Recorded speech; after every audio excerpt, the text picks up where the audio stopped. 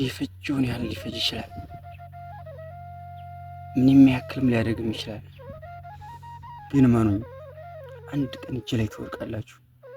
የዚህ ምስኪን ደም እያክለፈለፈ ያመጣችኋል። ወይኔ ያለው ጉልበትና ብርታት ሳይቸግረኝ ብልሃት አጥቼ እንዲህ ልቸገር።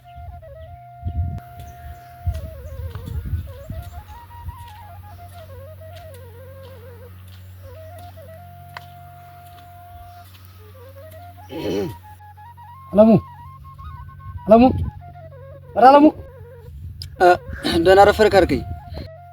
እግዚአብሔር ይመስገን በደህና ነው።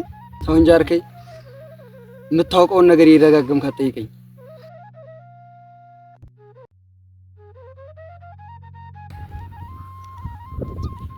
ማታ ደህና ገባህ?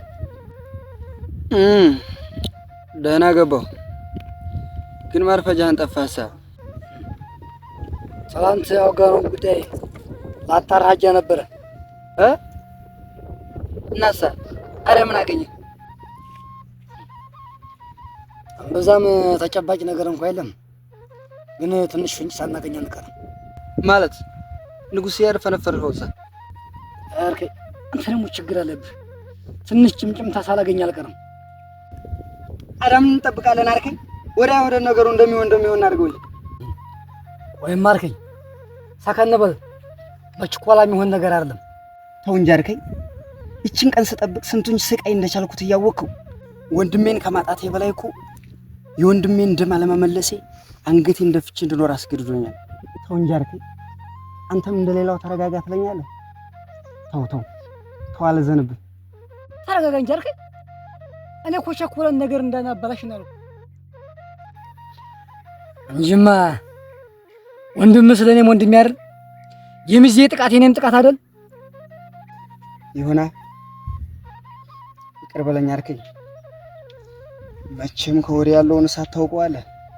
ይኸውልህ አርከኝ፣ እንዲህ አይነት ውሳኔ ሲወሰን ትጉ ተው አይደለም።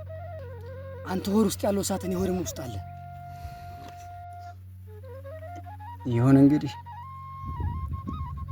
መቼስ ሌላ ምን እላለሁ?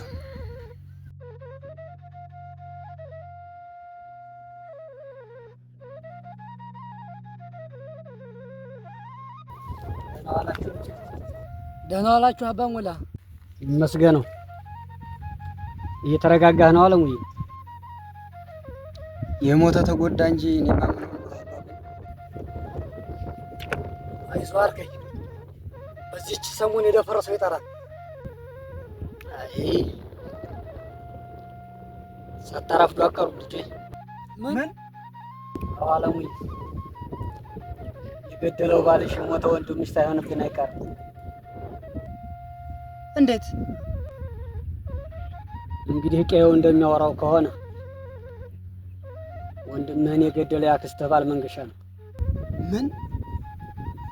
ታዲያ ምን እንጠብቃለን? እንሂድለት የለ እንዴ? አለማናነር አትሪካው መንገሻ ሙት ወደ ቀብር እየሄድን ነው። እንዴት አባ ሞላ? በተኛበት ነው አሉ ሙቶ የተገኘ። የእግዚአብሔር ሞት ሳይሆን አይቀርም። እና በቃ ያን ሁሉ ድካም ያን ሁሉ እሳት ለዚህ ብቻ ሆነ በቃ?